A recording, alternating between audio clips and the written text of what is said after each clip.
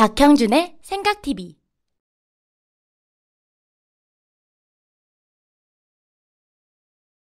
안녕하십니까.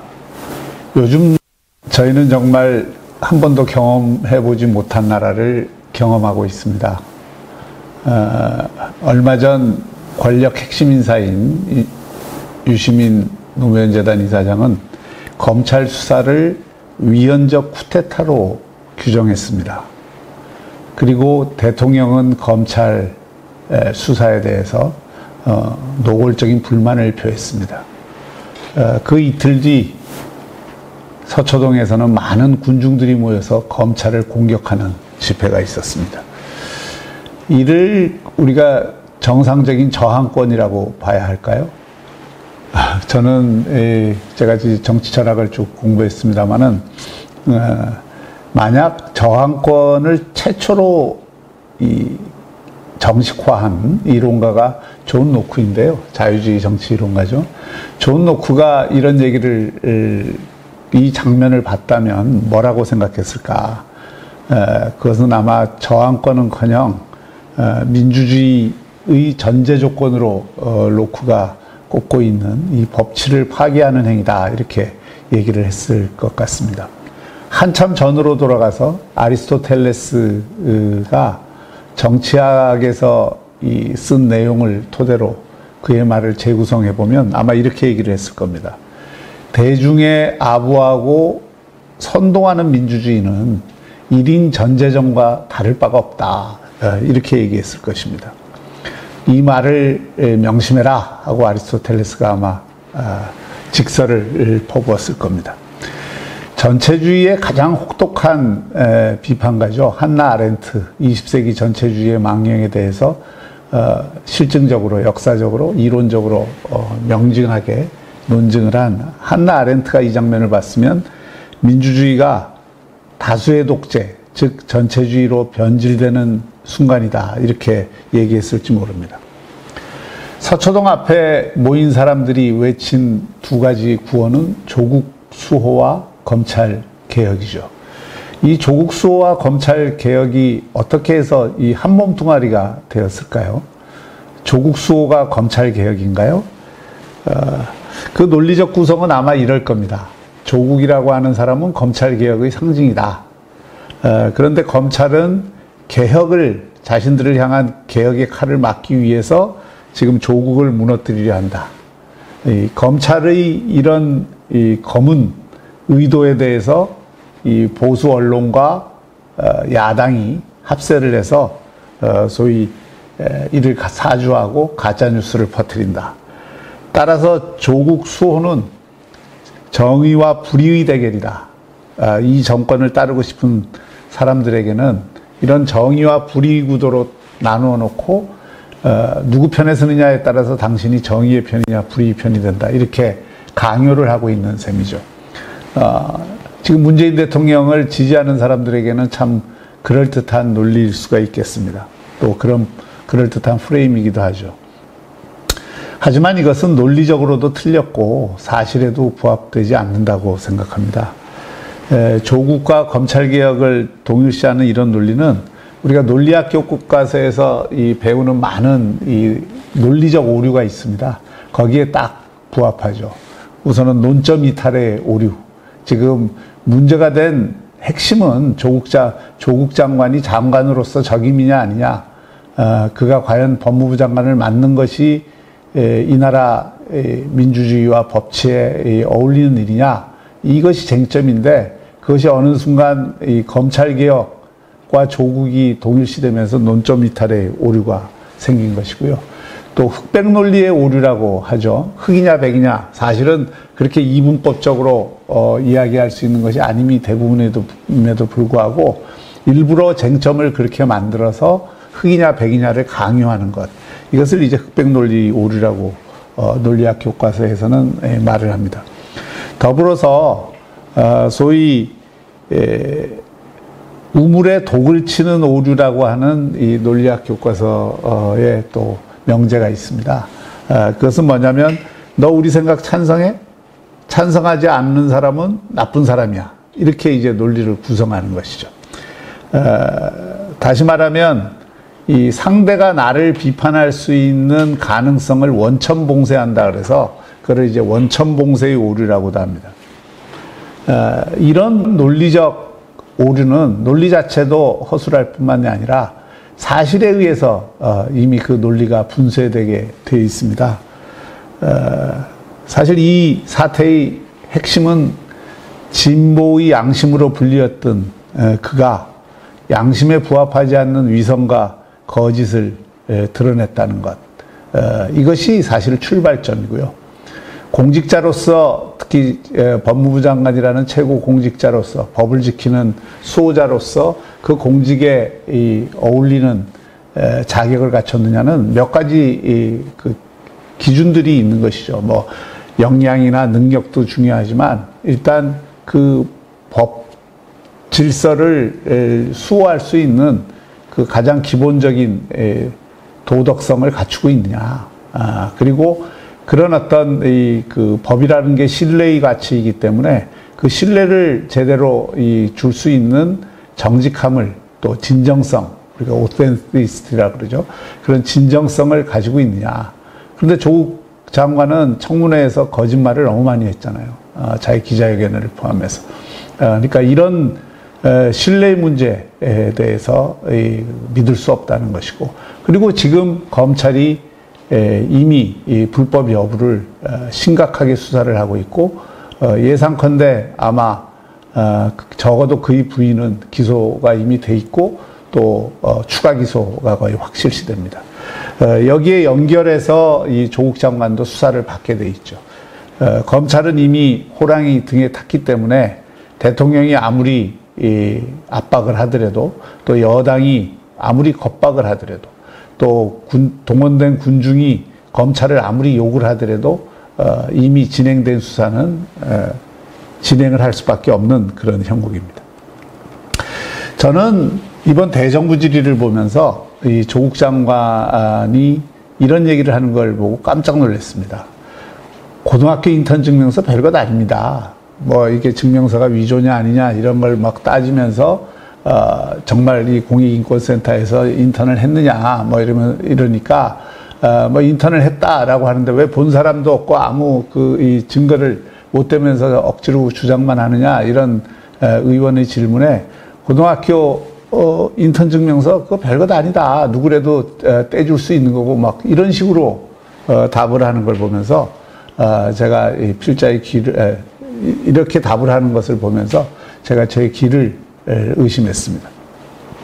사실 우리 대학 교수들은 저를 포함해서 자신이 봉직하는 대학에 자신의 자녀들을 어떤 식으로든 등록을 시켜서 인턴을 시키거나 또 거기에 어떤 혜택을 주거나 그로부터 뭐 인턴 증명서를 띄어서 입시에 활용하는 이런 걸 사실 좀 낯뜨거워서 못합니다. 대부분의 정상적인 교수들은요. 그런데 이번에 알고 보니까 그 인턴도 집에서 했다는 것 아닙니까? 서울대 공익인권센터는 집에서 했고 또 동양대에서 이 봉사 인턴은 어머니의 연구실에서 했고 그야말로 눈 가리고 아웅이죠. 이게 정직하게 활동을 하고 인턴 증명서를 띈 게 아니라 사실은 아버지, 어머니 후광으로 그냥 인턴 증명서를 띈 것 아니겠습니까? 그런데 이런 것들에 대해서 별것 아니다라는 의식을 보였습니다. 이것이 더 놀라운 것이죠. 이런 식이기 때문에 이분들한테는 조국 장관 부부에게는 SCI급 논문의 제일 저자로 등록된 것도 별것 아닌 것이 되는 것이고, 제가 만약에 제 딸이 SCI급 논문의 제일 저자로 등재가 됐다 그러면 제가 아마 대단히 놀랐을 거고, 어유 어떻게 이런 일이 있느냐고 집안에 경사라 그랬을 거고, 정말 자기 힘으로 그렇게 했다 그러면 아마 그것을 잊지 못할 겁니다. 근데 조국 장관은 잘 모른다 그러잖아요. 그 과정도 모르고 뭐 제일 논문 저자가 됐다고 하는 이야기만 알고 있다. 이번에 보니까 가족사랑이 유별나던데, 그 가족사랑이 유별난 분이 고등학교 딸이 SCI급 논문 제일 저자로 되어 있는데 그걸 그냥 모르고 지나갔다는 것이, 또는 그냥 스쳐 지나갔다는 것이 합리적으로 이해할 수 있는 일입니까? 더구나 청문회에서 그 논문을 고려대학교에 제출을 안 했다고 했지만 그 고려대학교에 제출된 것이 밝혀져서 또 하나의 거짓말을 추가했죠. 또 전형적인 경제범죄형 사모펀드에 부인이 투자를 하고 또 단순히 투자를 한 것이 아니라 그 운영에도 징후들이 짙게 나타나고 또 이 블라인드 펀드라 해서 투자한 내용을 모른다는 것 자체도 사실상 거짓말로 드러났는데 이런 것도 그냥 별거 아니라고 합니다. 우리는 투자자일 뿐이고 뭐 기껏해야 오천 조카가 사기를 친 것에 우리는 사기를 당한 사람들일 뿐이고 뭐 그 사모펀드에 의해서 주식 투자자들 개미들이 엄청나게 손해를 봤어도 그건 그 사람들 일일 뿐이고 사실 별것 아니라는 것이죠. 이 별것 아니라는 의식 그것이 놀라웠습니다. 또 웅동학원 이 경우에도 그 공사대금을 전부 하청업자들한테 다 주느라고 한 푼도 안 남아서 동생한테는 아무것도 줄 수 없었다. 그래서 동생한테 항상 미안해서 동생한테 채권을 다 돌린 것이다. 뭐 이렇게 이야기를 했는데 이번에 그 하청업체들 가운데 돈 못 받았다는 사람들이 여럿 나타났지 않습니까? 그 중에 한 분은 부도움을 지금까지 보관하고 있는 것을 밝히기도 했습니다. 그리고 그분 얘기가 정말 청문회에서 거짓말을 하는 것을 보니까 자신이 피눈물이 난다. 이렇게 심정을 토로했습니다. 근데 이것도 별것 아닌 게 돼버리죠. 지금 조국 장관 식으로 얘기하면 청문회에서 거짓말한 것 하나도 없다고 생각한다는 거 아닙니까? 없다가 아니라 없다고 생각한다는 것입니다. 바로 이런 의식 또 소위 양심에 어긋나는 이런 어떤 그 행위를 하고서 부끄러움이 없는 것 이것이 이제 그 문제의 본질이고 많은 사람들이 허탈감과 배신감을 느끼는 것인데 이걸 전부 별것 아니라고 이야기를 합니다. 인지 심리학자 중에 엘리엇 애런슨이라는 사람이 있습니다. 그분이 쓴 책이 바로 이건데요. 거짓말의 진화, 자기 정당화의 심리학이라는 유명한 책입니다. 이 심리학 책을 보면 특권을 누리는 사람들 대부분이 자신이 특권을 누렸다는 사실을 인정하지 않습니다. 그들은 대개 자신의 지위에서 또 자신의 능력으로 볼 때 누릴 만한 것을 누렸다. 그래서 그것이 어떤 문제가 드러났을 때도 나는 주어진 제도와 여건을 최선을 다해서 이용했을 뿐이다. 이렇게 강변을 합니다. 이것이 바로 정확히 학술적 용어로 인지 부조화이고 또 그 인지 부조화를 넘어서려고 하는 자기 정당화입니다. 조 장관 측이 딱 그렇게 주장했죠. 아이들 스펙 쌓기는 그 제도와 여건을 우리가 최대한 활용했을 뿐이지 뭐 거기에 뭐 특별한 크게 문제될 게 없냐. 그걸로 조금 상처받은 분들한테는 미안하다.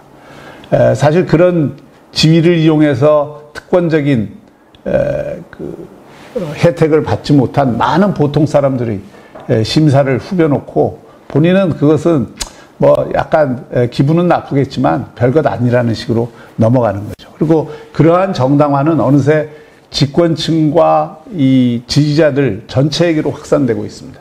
그들의 공통된 지금 주장이 뭡니까? 뭐 위법한 게 없지 않느냐. 검찰이 2달 동안 탈탈 털었는데 뭐 그렇게 불법한 게 크게 나타났느냐. 그 불법 여부로 초점을 옮김으로써 사실 불법 이전에 공직자로서의 도덕성, 공직자로서의 어떤 신의, 공직자로서의 공의, 이 문제는 그 쟁점에서 이 제거를 시켜버리는 전략이죠. 그래서 결국 이것은 불의의 세력들이 별것 아닌 것으로 트집 잡아서 정의의 사도를 공격하고 있다. 이런 논리로 이제 그런 시나리오로 완성이 되고 그러다 보니까 검찰과 언론, 야당이 한 통속이고 이들의 공격을 막는 것이 정의이고 이들의 공격을 막는 것이 지금 이 문재인 대통령을 지키는 것이다. 이렇게 해서 호루라기가 불리우고 봉화가 울려지죠. 그리고 여기에 호응하는 사람들이 서초동에 모였는데 모인 사람들이 이렇게 많다니 하고 스스로 감격하죠. 근데 실제로 100만이니 200만원이 뭐 엄청나게 그 뻥튀기를 했습니다만은 실제로 자세히 분석을 해보니까 몇만 명이 모였습니다. 몇만 명이 모였다 해도 그건 대단한 거죠. 그런 사람들이 많이 모인 사람들 자체를 문제를 삼을 수는 없습니다. 그러나 이것을 국민의 함성이다 뭐 이렇게 얘기하는 것은 과도한 것이고, 또 더 중요한 것은 이들이 거기에 모여서 그 검찰을 공격하는 그런 행태, 이것이 결국 무엇을 공격하는 것이냐? 대한민국 민주주의를 공격한 것입니다. 대한민국 법치를 공격한 것입니다. 대개 검찰의 무리한 수사나 이런 것에 의해서 피해를 본 국민들이 자발적으로 일어나서 거기에 대해서 항의를 하는 모습들은 우리가 본 적이 있습니다만은, 이렇게 권력이 살아있는, 시퍼렇게 살아있는 권력이 대중들을 동원해서 사법기관인 검찰을 공격하는 것은 역사상 아마 전례가 없는 일일 것입니다. 결국 이를 통해서 대한민국 민주주의가 타락의 위기에 몰렸다, 이렇게 생각을 합니다. 저는 또 이분들이 얘기하는 것이 검찰 수사가 인권 침해다, 이렇게 그 이야기를 합니다. 저는 사실 실소를 금할 수 없고, 또 한편에서는 약간 구토 증세를 느꼈습니다. 그들은 장장 2년여에 걸쳐서 4명이 자살하고 120명이 기소되고 수십 년 일들이 다 소환돼서 강제 수사하는 과정에서 이른바 적폐 수사 과정에서 한 번도 과잉 수사를 지적하지 않았습니다. 촛불 혁명을 앞세워서 국정의 제1과제, 국정과제 1호를 열심히 수행하는 검찰에 닥치고 박수를 보냈습니다. 수많은 침소봉대와 가짜뉴스가 횡행해도 표현의 자유라고 옹호를 했습니다. 오히려 한술 더 떠서 그걸 유포하기도 했습니다. 그리고 그 가짜뉴스에 기대어, 또는 침소봉대된 뉴스에 기대어서 전 정권들과 보수를 조롱했습니다. 그 수사 덕분에 기수를 뛰어넘어서 검찰총장에 오른 사람이 바로 윤석열 총장입니다. 그에게 살아있는 권력에 대해서 엄정한 수사를 부탁한 문 대통령 당부가 지금도 귓가에 생생합니다. 저는 물론 이 검찰의 무리한 수사 관행 고쳐져야 될 일이라고 생각을 합니다. 하지만 이 무리한 수사가 이 정권에게만 있었던 일이냐? 그렇지 않습니다. 이번 수사에만 있었던 일이냐? 그렇지 않습니다. 이전 적폐 수사에도 있었고, 그전에도 있었고, 그전에도 있었고, 계속 일종의 관행처럼 내려온 부분들이 있습니다. 특히 검찰이 살아있는 권력을 조사할 때는 이 무리한 수사도 무릅쓰는 경향이 있습니다. 과거에 김영삼 대통령, 김대중 대통령 아들들이 다 멀쩡히 대통령 자리에 있을 때 수사를 받고 감옥에 갔고요. 노무현 대통령 형님, 이명박 대통령 형님 다 집권기간 동안에 감옥에 가지 않았습니까? 그리고 실제로 매 정권마다 박근혜 대통령은 본인 스스로가 수사의 대상이 됐죠. 대개 검찰이 이런 살아있는 권력을 수사할 때는 두 가지 이유 때문에 과도하다 싶을 만큼 수사를 하는 관행이 있습니다. 하나는 자칫 잘못하면 살아있는 권력 봐줬다, 이런 소리 듣기 싫으니까. 또 그렇게 되면 특검이 반드시 뒤따라올 가능성이 있기 때문에 좀 과도하게 수사를 하는 경향이 있습니다. 또 한 측면은 물론 검찰이 자신의 존재 이유를 증명하고 싶은 그런 요구가 있는 것이죠. 검찰은 누구에게도 법이라는 이름으로 똑같은 잣대를 들이댈 수 있다, 이거를 보여주고 싶어 하는 것이죠. 이런 일들이 과거 정권에도 있었지만 어떤 정권도 검찰을 직접 공격하는 일은 없었습니다. 그것은 바로 그 자체로 권력 남용이기 때문입니다. 검찰의 수사에 대해서는 대통령도 이래라 저래라 할 수가 없습니다. 법무부 장관은 검찰 수사를 보고를 받을 수 있고 지휘를 할 수는 있지만, 이런 바로 자기 자신에 대한 수사, 또 검찰의 핵심에 대한 수사에 대해서 검찰에 부당한 지시와 또는 부당한 압력을 행사하는 것, 그것이 가장 심각한 권력 남용이 될 수 있기 때문입니다. 권력 남용이라는 것은 무엇입니까? 지난 주에도 제가 말씀드렸듯이 바로 우리 헌법 정신인 공화주의를 정면에서 위반하는 것 아니겠습니까? 저는 사실상 지금 정치적 내전으로 치닫고 있습니다. 과연 이 시점에서 누가 멈춰야 하겠습니까? 권력이 멈춰야 되겠습니까? 멈춰야 하겠습니까? 검찰이 멈춰야 하겠습니까? 아니면 비판자인 야당이 멈춰야 하겠습니까?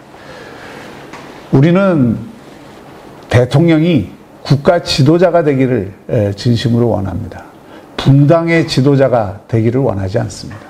국민들을 편을 갈라서 지지층을 결집해서 그 지지층으로 살아있는 권력에 대해서 수사를 하는 검찰에 압박을 하는 이런 대통령과 권력을 원하지 않습니다. 선동으로 타락한 민주주의가 아니라 상식과 합리가 살아있는 그런 민주주의를 저희는 원합니다. 또 그런 민주주의를 보고 싶습니다. 브레이크를 밟아야 할 때 엑셀레이터를 잘못 밟으면 그 차는 반드시 사고가 나게 되어 있습니다. 그런 장면 우리가 보고 싶지 않습니다. 운전석에 지금 누가 있습니까? 검찰이 있는 것이 아닙니다. 야당이 있는 것이 아닙니다. 바로 권력이 있습니다. 그러므로 브레이크를 잡아야 될 당사자는 권력인 것입니다. 여기서 멈춰야 합니다. 그 멈추는 방법은 조국 장관을 퇴진시키는 일입니다. 감사합니다. 구독하기와 알림 설정으로 박형준 교수의 생각을 가장 먼저 확인해 보세요.